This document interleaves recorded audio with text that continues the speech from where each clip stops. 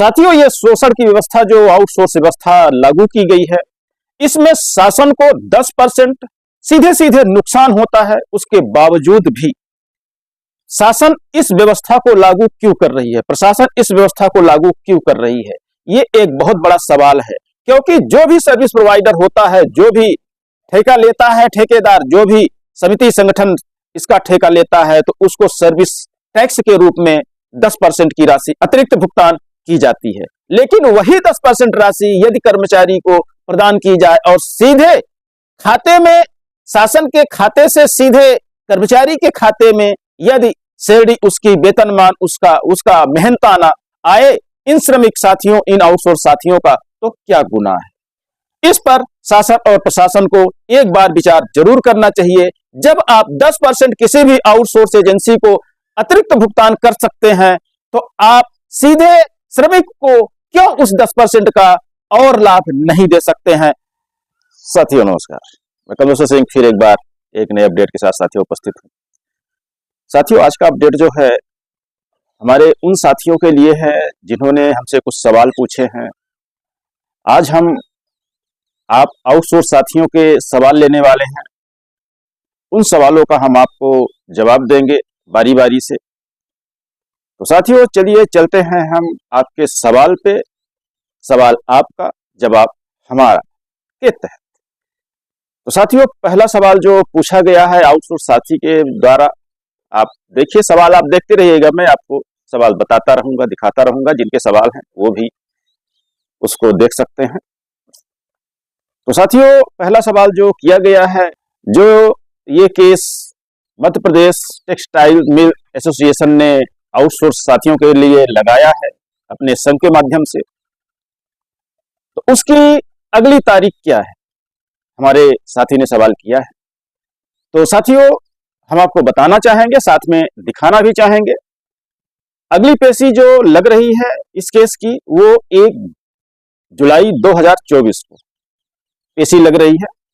अब उस पेशी में जो कुछ होगा हम आपको अपडेट करेंगे आगे चल के। बाकी और न्यूज भी हम आपके लिए लाते रहेंगे, अपडेट्स लाते रहेंगे। आप हमारे साथ बने रहिएगा। चैनल में नए हो तो सब्सक्राइब करके जाइएगा। वीडियो अच्छे लगे तो लाइक करिए और वीडियो ज्यादा से ज्यादा शेयर करिए, ताकि हर आउटसोर्स साथी तक पहुंच सके और आगे की लड़ाई अच्छे ढंग से, एक कानूनी तरीके से लड़ी जा सके।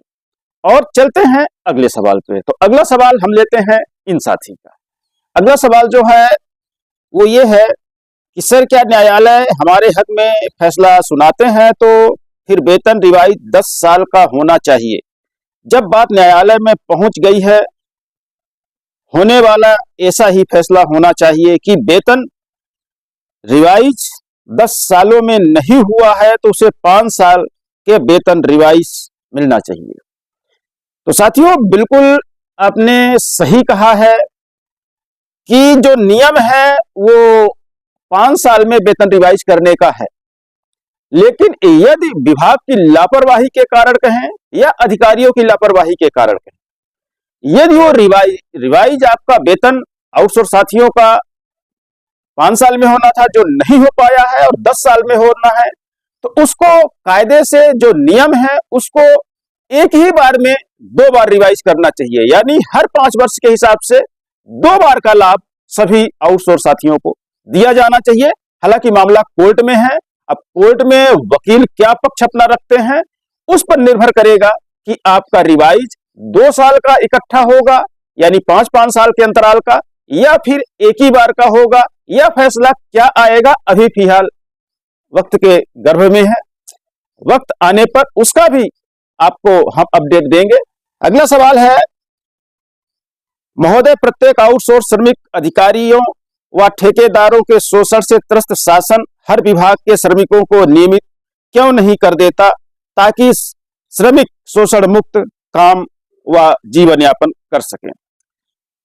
साथी ने बहुत ही सही सवाल किया है और इसका जवाब भी बहुत अच्छा मैं दूंगा।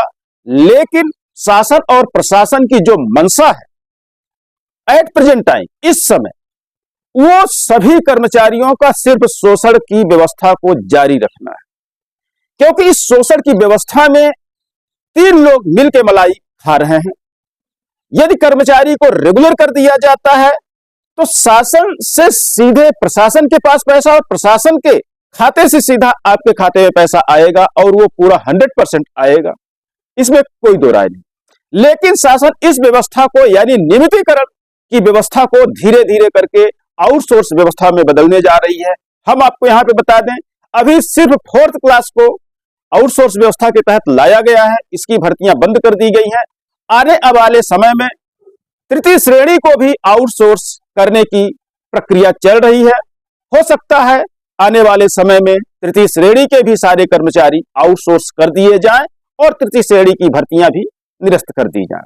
तो साथियों, यहाँ पे जो शासन और प्रशासन की मंशा है वो सिर्फ 3 लोगों को मलाई खाने की व्यवस्था है। तो इसके लिए हम आपको कहेंगे कि जब तक आप एकजुट नहीं होंगे तब तक इस व्यवस्था को समाप्त नहीं किया जा सकता है।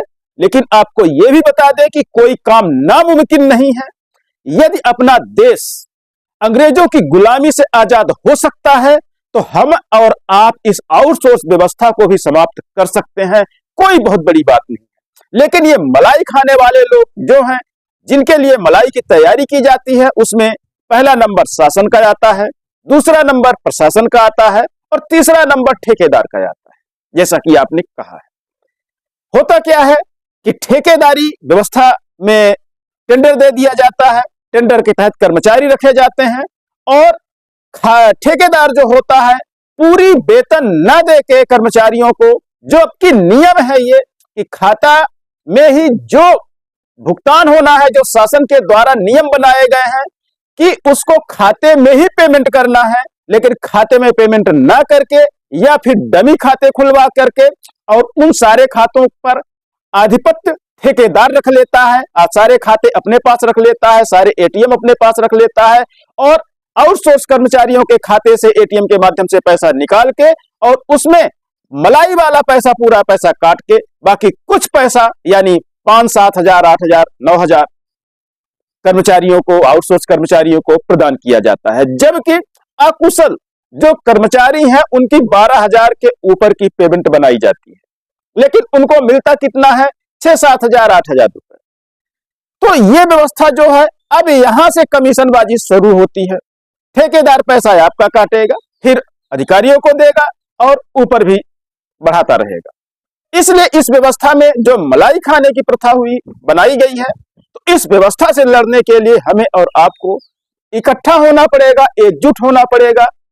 ये एक लड़ाई आजादी की लड़ाई की तरह हो सकती है, इसमें कोई दो राय नहीं है, लेकिन इसमें एकजुटता और एक सही नेतृत्व का होना बहुत जरूरी है।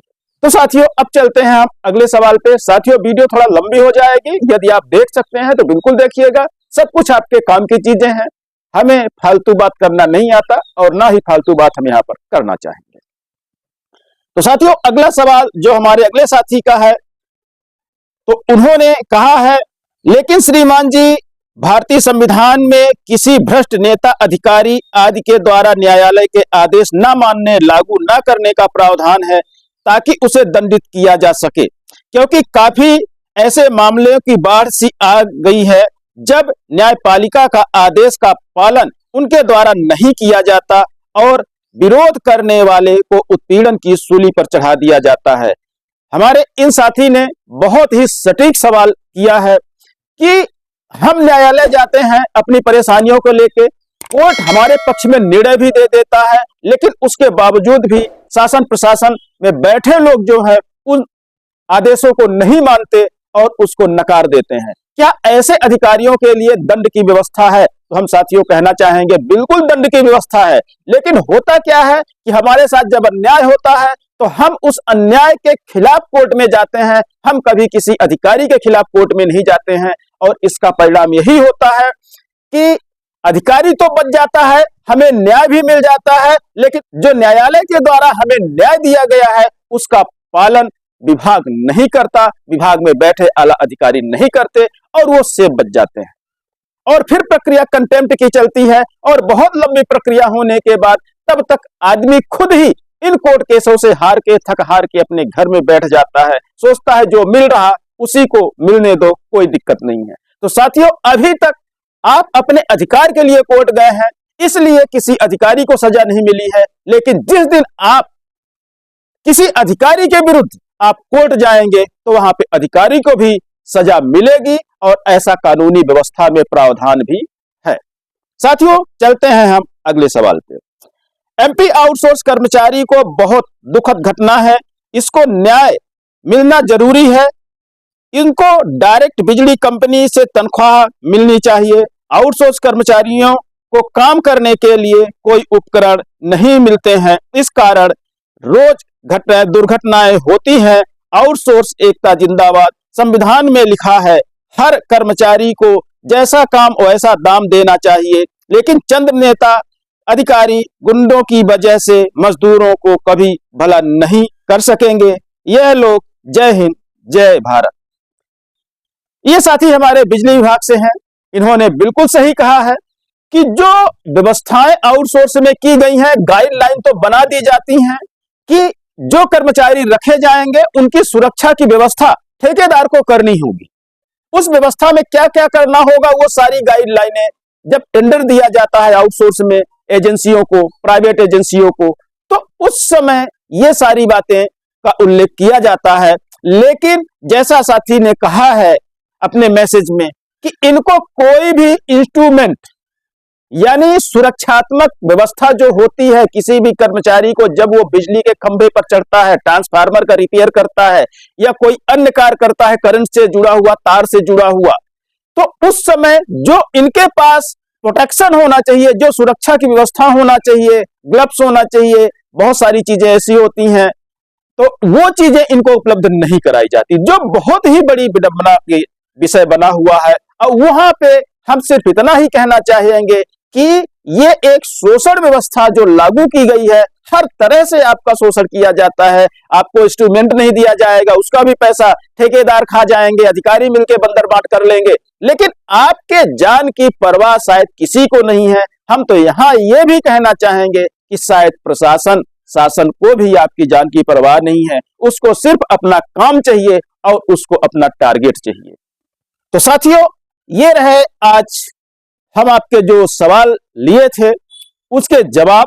यदि आपके और भी कोई ऐसे सवाल हैं जो आपके जहन में घूमते हैं और आपको उसका जवाब चाहिए, एक कानून व्यवस्था के तहत जवाब चाहिए, एक शासन के व्यवस्था के तहत जवाब चाहिए या एक प्रशासन के तहत जवाब का व्यवस्था चाहिए, तो आप हमें कमेंट्स करिए, हम आपके सवालों का जवाब अवश्य देंगे।